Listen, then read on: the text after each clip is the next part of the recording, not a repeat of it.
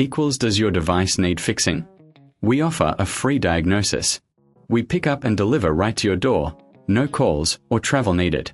We send you a quote before repairing, and only go ahead if you approve it. Easy, transparent, and professional. Link in description. To start, ensure you have the right tools, a screwdriver, a spanner, and a clean cloth. First, unplug your Dyson SV12. Remove the screws from the base using your screwdriver. Keep these screws safe for reassembly. Next, gently lift the cover to access the motor. Take a moment to clean any dust or debris inside. A clean vacuum performs better. Now, inspect the motor visually. Look for any signs of wear or damage. If you notice anything unusual, consider a professional diagnosis without obligation.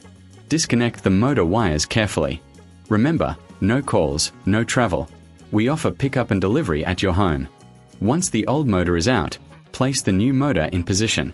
Reconnect the wires, ensuring they are secure. Before sealing everything up, double-check your work. It's crucial to quote before repair, so you know what to expect. Finally, replace the cover and secure it with the screws. Your Dyson SV12 is now ready for action. Stay tuned for part 2, where we'll cover testing and final adjustments. Does your device need fixing? We offer a free diagnosis. We pick up and deliver right to your door, no calls or travel needed. We send you a quote before repairing, and only go ahead if you approve it. Easy, transparent, and professional. Link in description.